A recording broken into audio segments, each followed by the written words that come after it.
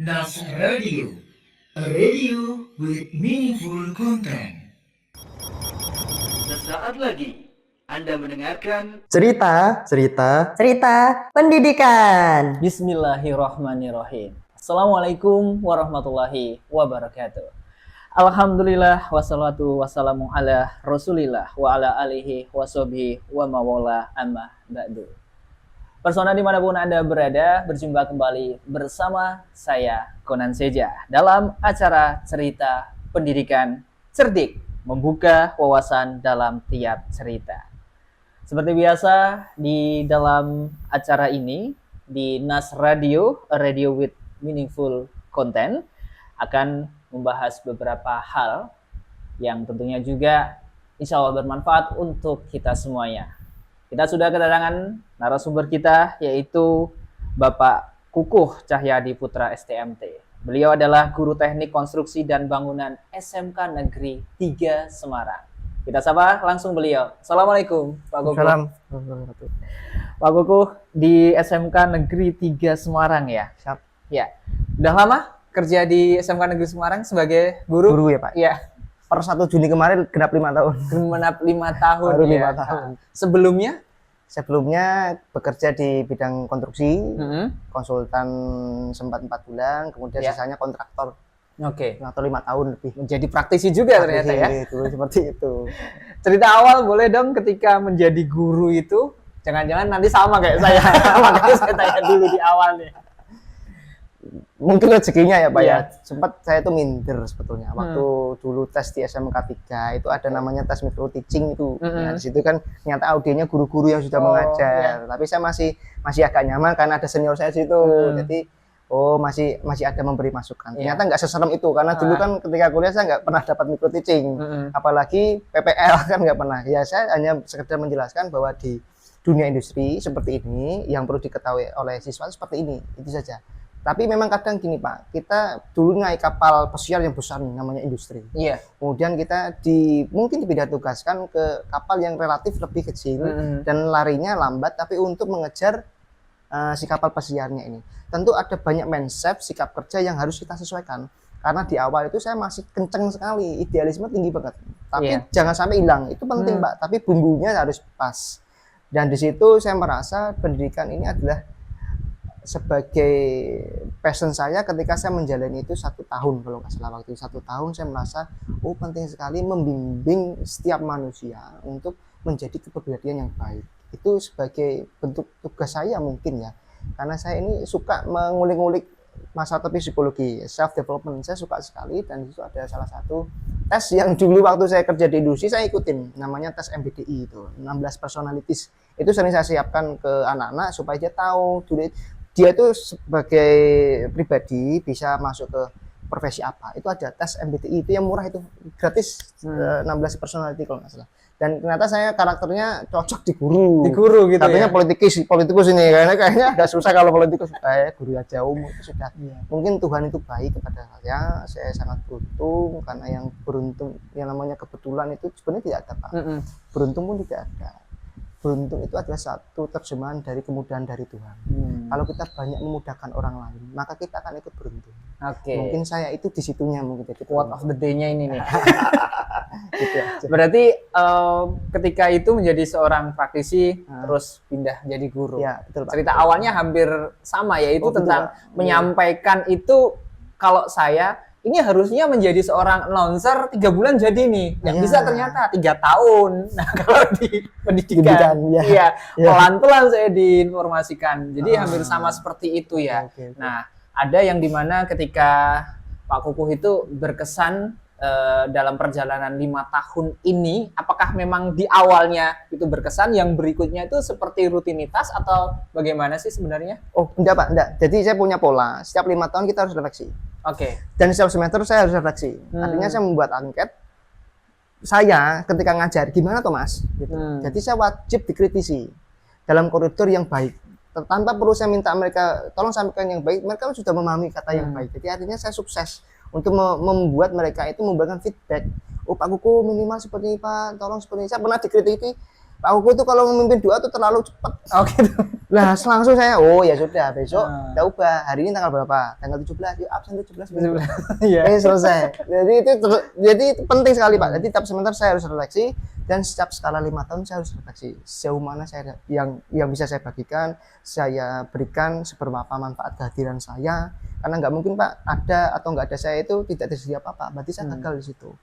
Pencapaian apa saja, siswa yang saya bimbing seperti apa, itu saya harus skala 5 tahun. Saya pernah dapat masukan dari Pak Ari itu, dari kepala SMK 9 itu.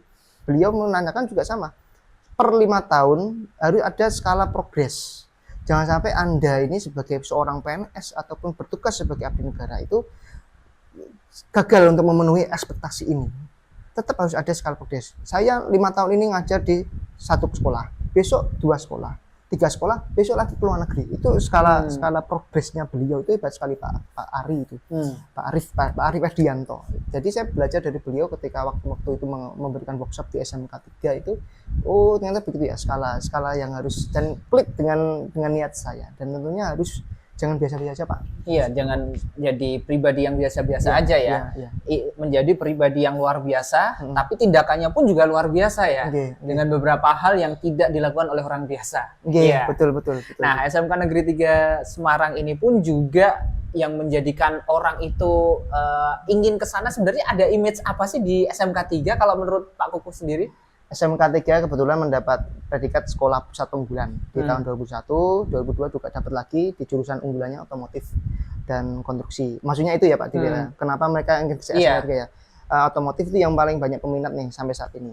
Kemudian yang kedua, kita dapat program keunggulannya di konstruksinya. Nah, konstruksi bangunan itu sebetulnya bidang keahlian. Bidang keahlian konstruksi, teknik konstruksi bangunan. Dan di situ ada program keahlian. Program keahlian ada 2. Teknik konstruksi perumahan dan satu lagi desain pemodelan informasi bangunan. Ini 2 KPK nih kalau sekarang mana? 2 kajur bahasanya kayak gitu.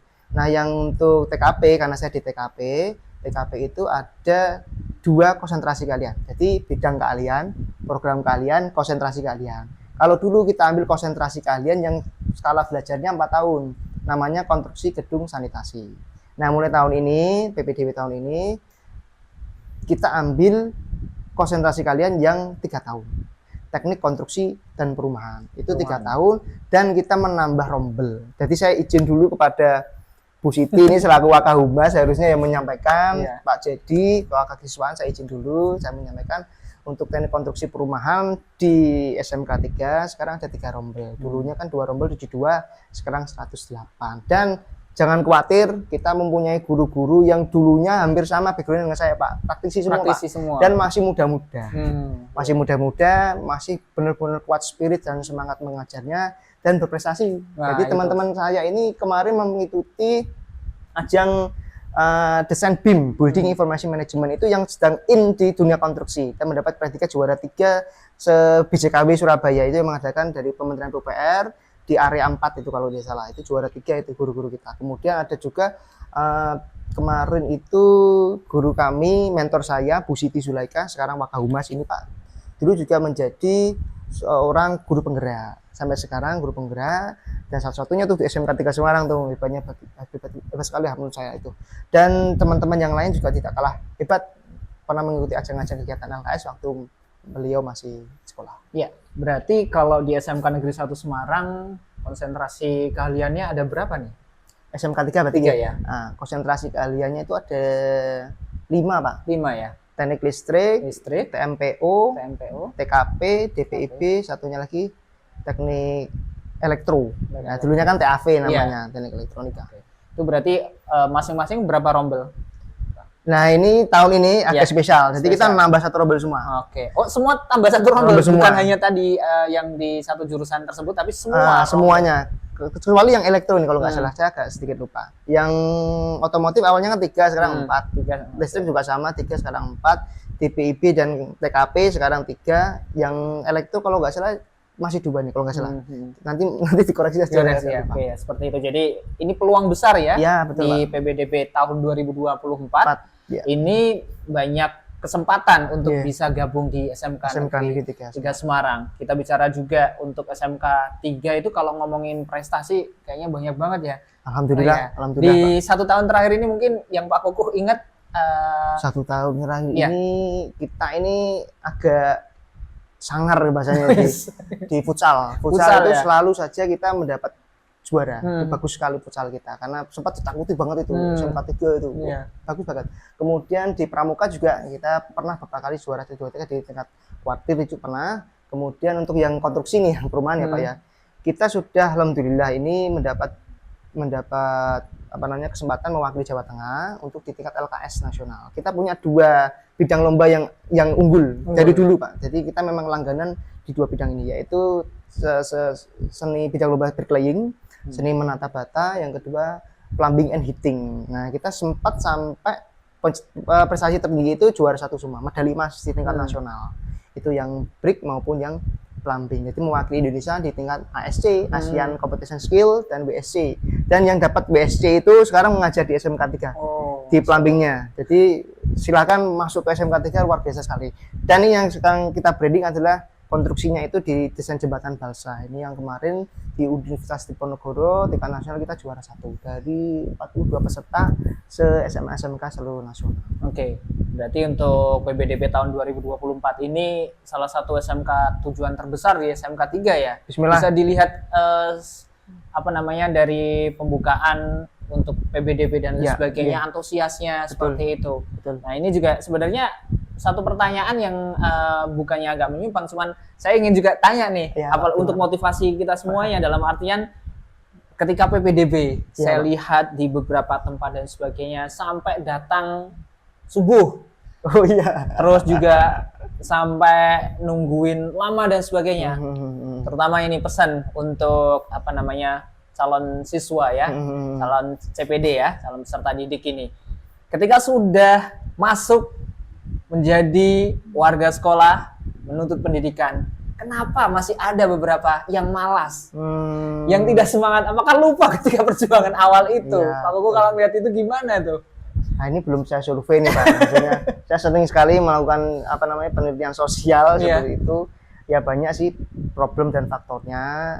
Kemungkinan juga bukan passionnya atau memang karena secara sistem mereka maaf sekali secara jurnalnya dia turun akhirnya dia pindah ke jurusan ini berdasarkan keinginan orang tua atau bukan keinginan dia. Itu kan kadang membuat mereka agak malas untuk mengikuti pembelajaran. Tapi sebagai guru kita wajib mengedepankan prinsip tadi diferensi pembelajaran tadi. Artinya kita nggak bisa memaksa mereka suka dengan konstruksi. Syukur tertarik dengan pembelajarannya, syukur. Tapi tidak bisa dipaksa bahwa mereka harus kerja di konstruksi. Kan goalnya SMK kan siap kerja. Siap kerja. Siap kerja itu punya basic hard dan soft skill yang umum. Artinya budaya kerja, sikap kerja itu semuanya dipakai. Ya kita bekali itu saja Pak. Mau nanti dia jadi broadcaster, mau jadi MC, mau jadi seorang mandor lapangan, pelaksana, project manager, itu kebebasan mereka. Yang penting kita memberikan rule dasar fondasi. Jangan sampai ada pemikiran dulu saya nggak belajar ini Pak, di teori sekolah nggak ada. Salah Pak, salah kalau seperti itu. Kenapa? Karena siswa itu tidak sadar mereka menimbun, menginvestasikan fondasi-fondasi dasar untuk sikap kerja yang baik melalui proses belajar tadi. Jadi tidak ada namanya di lapangan nggak ada Pak teorinya. Di sekolah nggak ada teorinya, di lapangan ada, enggak gitu. Itu hanya pengembangan. Jadi jangan sampai lupa dulu kamu bersekolah, kamu punya sikap kerja yang seperti ini, itu dari guru. Ya, kalau bicara memang ada beberapa siswa yang tadi nilainya turun, ternyata ke jurusan lain yang tidak diinginkan, keinginan orang tua, itu sesuatu hal yang sepertinya berulang tiap waktu dan lain sebagainya. Betul Pak, betul. Kalau di jurusannya Pak Kuku ada juga nggak yang seperti itu, nyasar atau apa dan sebagainya? Tentu ada Pak ya. Ada ya? Mungkin prefernya ke SMK yang lain, tapi SMK 3. Dan teman-teman ini juga lucu juga, sering melakukan penelitian kelas di setiap kelasnya, nanya ini yang salah jurusan mana. Jadi kita lokalisir, oh kenapa salah, oh karena ini. Nah baru kita berikan tindakan, oh harusnya seperti ini. Saya rasa di setiap sekolah ada yang seperti itu ya. Oke, kalau saya memang di beberapa minggu awal masuk kadang juga akan menanyakan gitu kan, siapa yang nyasar kayak nyasar dalam artian itu supaya mereka memahami dan selalu kan biasa dibilang bahwa ya menerima keadaan dan takdir Allah itu kan pasti yang terbaik, itu udah pasti gitu kan. Terus supaya nanti jangan sampai berlarut-larut dalam artian semester 1 begitu, 2 bahkan nanti udah terjun di industri masih sama yang seperti itu. Tapi bagaimana Pak Kukuh melihat fenomena atau bahkan mungkin mengedukasi anak-anak yang mereka harusnya suka di jurusan ini, sekolah ini, akhirnya ke tempat konstruksi bangunan itu, Pak? Ya, kalau saya tentu cepat tidaknya transfer ilmu berdasarkan 2 hal tadi. Antusias tadi, interest, dan juga satunya lagi attention. Jadi kita mengolah di situ. Indikatornya kalau mereka sudah antusias, kan begitu Pak. Selalu di awal, apapun yang kamu sukai, apapun yang bisa menarik perhatian kamu, itu gerakan dengan antusias yang lebih, supaya ilmu itu cepat masuk, apapun, nggak cuma konstruksi Pak. Jadi saya di kelas 10 dulu waktu ngajar kelas 10, saya nggak pernah memaksa untuk suka konstruksi. Di awal pembelajaran saya memberikan satu tes psikologi kepada mereka yang tadi saya sebutkan, MBTI itu, untuk personality mereka cenderung kemana, profesinya apa, itu sudah ada urutannya, itu sebagai guidance. Kalau memang di konstruksi mereka tidak tune in, ya sudah, jangan dipaksa kan gitu. Minimal dia tahu, oh saya itu cocoknya jadi banker, cocoknya jadi IT entusias, atau jadi selebgram. Jadi mereka sudah paham di kelas 10 karena transisi usia. Kita tidak bisa pungkiri Pak, dari kelas 3 SMP masuk ke SMK masih ada sedikit main-mainnya lah. Pada SMK itu dari kelas 1 jangan sampai ada banyak main-mainnya.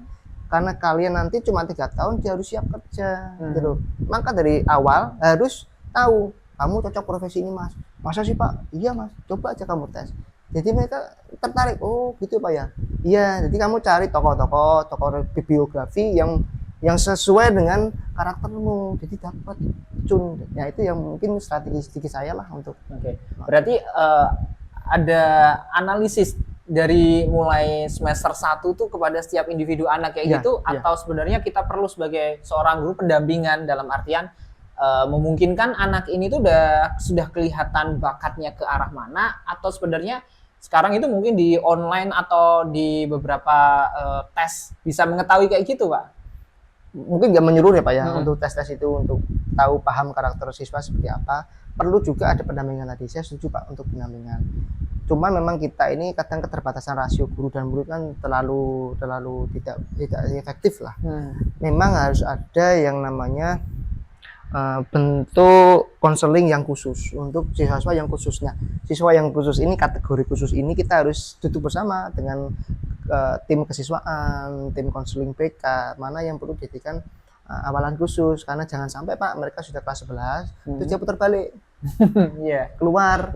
Oh saya nggak passion di sini gitu loh kan, itu juga sudah menghabiskan waktu yang banyak. Jangan sampai seperti itulah goalnya itu terjadi. Konselingnya seperti itu. Dan untuk konstruksi bangunan sebenarnya juga persona dari pendengar Nas Radio ini pun juga ingin tahu sebenarnya kalau di konstruksi bangunan yang dipelajari apa saja itu Pak? Ringkasnya seperti ini Pak. Kalau kita bicara profesi kan kerja ya Pak ya. Kalau untuk mengarah ke profesi konstruksi bangunan itu ada profesi project manager, pelaksana bangunan, pengawas bangunan, dan semuanya itu backgroundnya teknik sipil. Jadi kalau teman-teman pendengar ini nantinya mau lanjut ke teknik sipil, itu bisa ada di jurusan kami yang dinamakan teknik konstruksi perumahan. Tapi kalau pendengar ini lebih prefer suka menggambar dan sebagainya, berarti kan bunyinya tekniknya konstruksi ya Pak ya. Itu kan artinya arsitek nih. Orang yang menjadi arsitek, kalau ingin menjadi arsitek kita juga ada. Jadi kita ada yang namanya desain pemodelan informasi bangunan. Itu semua yang kita pelajari dari teknik sipil dan semua yang kita pelajari dari arsitektur. Di kelas 11 Pak. 10 sampai ke 12 itu ada di SMK 3 di 2 jurusan tadi. Oke, 2 jurusan itu berarti di SMK Negeri 3 Semarang ini sendiri sudah punya fondasinya ya. Jadi betul, mau lanjut ke arsitek maupun teknik sipil bisa. Bisa Pak. Nah, bisa. Pertanyaan sebelum ke melanjutkan itu, kalau lulus itu udah bisa untuk diterima pekerjaan itu selama ini yang linear, atau sebenarnya bisa di luar itu untuk bekerja ya? Ya, sebetulnya yang bisa menjawab ini Bu Siti nih selaku Wakil Humas terkait research studi ya berarti nggih. Cuma saya pernah beberapa kali penelitian riset aja di kelas dan juga teman-teman alumni rata-rata Pak setidaknya mereka minimal menjadi Mandor ya. mandor jadi tidak sampai ke arah tukang ya mungkin tukang bisa dihitung berapa orang tapi ketika mereka di lapangan dia sudah punya mindset untuk memanajemen orang jadi bisa masuk ke mandor bisa masuk ke pelaksana bahkan sudah ada yang menjadi pengawas begitu jadi siap kerjanya di situ ya, bukan hanya nanti tadi kan juga Pak Kuku ini berarti kuliah lagi padahal SMK siap kerja ya. Betul, Oke. betul. Nah, memang kemarin juga arahan dari Pak Kabit itu mengatakan bahwa SMK itu utamanya bekerja atau wirausaha. Melanjutkan itu bonus seperti itu bahasanya. Betul. Jadi memang SMK 3 ini pun juga seperti arahan tersebut ya, bisa bekerja. Mandor pun profesi yang sepertinya juga cukup tinggi ya, dalam artian kan nggak mudah juga untuk memanage seperti itu ya. Betul. Oke, nah yang dari cerita alumni mungkin ada juga yang pernah sharing ke Pak Kukuh, bisa ke profesi mandor maupun pengawas, dia melakukan apa atau memang sebenarnya ketika sekolah sudah kelihatan banget powernya gitu. Jadi lebih luas topiknya itu kalau di pelaksana itu dia mampu menghitung perhitungan konstruksi, artinya bahan material, kemudian ketersediaan pekerja, produktivitas pekerja, opnam pekerjaan, membuat RAP rencana anggaran biaya, membuat RAP rencana anggaran pelaksanaan, kemudian kurva S ini agak teknis sedikit, kurva S, time schedule, dan penting sekali menggambar teknik. Tadi di program kami namanya yang sering kami pakai AutoCAD itu penting sekali. Tapi yang DPIB ini lagi bukan hanya 2D tapi dia 3D. Jadi yang DPIB, yang jurusan DPIB ini gambar arsiteknya ini dia membuat 3D-nya, baru nanti konversi menjadi 2D. Dan sekarang ini yang lagi ini nih. Sistem BIM Building Information Management. Jadi kalau Pak Konan pernah melihat satu konten kreator itu membuat perbandingan. Jadi awalnya rumah kosong, terus tiba-tiba pakai Google Lens itu tahu-tahu ada terus di sini ada kolom virtual, terus di sini jalan, terus sini harusnya ada pipa nih, ada saniter, alat-alat plumbing gitu. Itu harapannya jadinya seperti itu. Nah, teman-teman DPIB ini sudah sampai ke sana, ke arah BIM-nya itu. Jadi kita tinggal lepas line, gambarnya itu lebih interaktif. Iya. Dan itu bisa saya bilang bahwa melihat potensi masa depan, bisa dibilang seperti apa yang dibutuhin di era mendatang, kita sudah harus bisa menangkap harus menangkap. Seperti itu. Tapi memang juga hal-hal yang seperti itu biasanya sekolah harus mengikuti industri. Gitu. Kalau menurut Pak Kuku sendiri nih, kemarin juga sempat nyelarasan juga kan dengan industri, bahwa industri itu sebenarnya mengatakan bahwa harusnya itu levelnya udah segini, tapi ada beberapa, saya bilang ada saja beberapa sekolahan belum bisa mengikuti karena mungkin sarprasnya belum terpenuhi dan sebagainya seperti itu. Melihat hal kayak gitu, bagaimana Pak Kuku menyikapi yang seperti tadi? Ini alatnya harusnya levelnya mungkin 8 nih, ternyata sekolah masih baru 6 kayak gitu. Gimana tuh? Jadi memang dulu waktu saya bekerja di industri, ibarat kata saya ada di kapal pesiar yang besar, yang speednya memang stabil, arah fokusnya jelas. Dan sekarang saya dipindah tugaskan ke dunia pendidikan. Dan di situ ada satu kapal juga, pesiar juga, tapi memang gerakannya agak melambat. Tapi tujuannya sama, untuk naik ke kapal pesiarnya itu tadi. Dan di situ memang Pak, kalau kita paksa betul, akan merusak si kapal pesiarnya ini. Berarti kita harus menanamkan mindset kepada siswa yang naik di kapal pesiar itu, Mas, untuk menuju ke kapal pesiar itu yang besar itu, industri itu, nggak harus kok pakai kendaraan ini. Kebiasaan yang tentunya juga bisa bermuara ke satu titik seperti tadi Pak Kuku bilang bahwa sebenarnya kita seperti menaiki kapal pesiar besar ya. Betul. Terus juga ternyata di tiap kapal pesiar itu ada jalan, dan sekolahan itu menjadi juga kapal-kapal kecil yang bisa membuat kita berada di kapal pesiar tersebut. Nah, ini tapi juga terkadang anak-anak pun juga berpikir bahwa gimana caranya untuk menuju ke kapal pesiar yang besar itu, melihat besarnya gitu, tanpa berusaha. Ternyata kita harus memulai dengan langkah kecil untuk menuju ke tempat yang lebih besar. Kalau Pak Kuku melihat itu, bagaimana menyikapi anak-anak yang bagus sebenarnya, niatannya besar, impiannya besar, tapi mereka nggak mau membuat langkah-langkah kecil. Gitu. Waktu dulu saya ngajar di kelas 10, saya selalu menekankan untuk membuat to-do list apa yang dikerjakan pada hari itu. Setelah itu sore harinya mereka coret apa yang sudah dikerjakan. Jadi yang sepele-sepele itu kalau nanti dia tidak terbiasa, mereka akan kaget melihat kapal pesiar yang besar dengan skema energi kerja yang sangat cepat, mereka akan kewalahan. Akhirnya kena mental, kemudian depresi dan sebagainya. Maka dari itu saya latih mereka, saya ajak untuk membuat to-do list. Habis ini apa, hari ini ngerjain apa, sehingga setiap hari mereka punya progres meskipun kecil tapi itu tertib dikerjakan. Lambat laun dia akan terbiasa, ketika mengikuti ritme pekerjaan mereka akan tune in. Itu yang speed yang tidak bisa didapat secara instan, Pak, karena memang dunia kerja itu kan percepatannya panjang. Dan harus ada yang kerjakan hari ini. Bahkan itu tulis itu, Pak, tidak bisa seperti itu. Maksudnya 1, 2, 3. Pasti ada 1,5, 1,7. Artinya ada beberapa pekerjaan yang menyusup di tulis kita. Nah, kita harus paham betul. Di situ nanti akan belajar skala prioritas. Berarti bisa juga improvisasi melihat Ya, suatu kondisi betul. yang dinamis ya, perubahan dan Betul. sebagainya. Contoh nih, mungkin dari Pak Kukuh to-do list-nya yang saat ini. Ya, betul, Ya Pak. kayak gitu. Apa yang biasanya ditulis gitu dalam artian yang akan dilakukan, katakanlah mau mengikuti lomba kompetensi siswa kayak gitu. Langkahnya apakah sama copy paste dengan tahun yang sebelumnya atau beda? Karena ini saya pernah dengar juga beberapa guru. Nah, itu juga apalagi nanti ini mau memasuki tahun ajaran baru, itu kita lihat RPP-nya modul ajarnya kayaknya dirubah betul. aja tanggalnya gitu. Tapi kalau dari Pak Koko sendiri menulisnya yang seperti apa gitu supaya ternyata kita bisa melihat dari yang sebelumnya itu kita bisa langkahkan itu yang lebih kuat, lebih besar lagi gitu. Saya itu termasuk seorang yang beruntung, Pak. Jadi memang lazim sekali kalau setiap tahun RPP itu cuma ganti tanggal. Itu sangat lazim sekali dan wajar menurut saya. Tapi saya di sini sangat beruntung karena teman-teman saya ini kebetulan satu MGMP itu ada 2 CGP nih. Jadi selalu mengingatkan, Pak, nggak boleh model kayak gitu kopas terus. Artinya, oh gitu ya Pak ya. Suportif lingkungannya.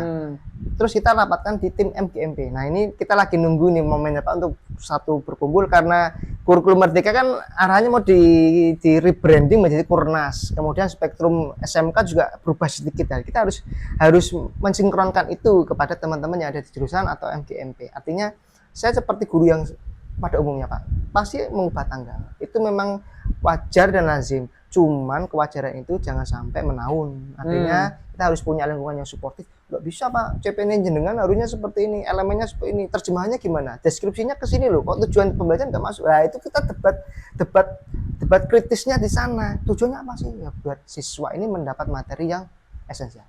Oke, seperti itu. Dan untuk personal, terima kasih saya ucapkan tentunya sudah mendengarkan atau menyaksikan acara cerita pendidikan Cerdik, membuka wawasan dalam tiap cerita. Saya Konan Seja mengakhiri acara ini dan kita akan berjumpa di kesempatan lain lebih berbahagia. Subhanakallahumma wa bihamdika asyhadu alla ilaha illa anta astaghfiruka wa atubu ilaik. Wassalamualaikum warahmatullahi wabarakatuh. Waalaikumsalam warahmatullahi wabarakatuh. Anda telah mendengarkan acara Cerita pendidikan.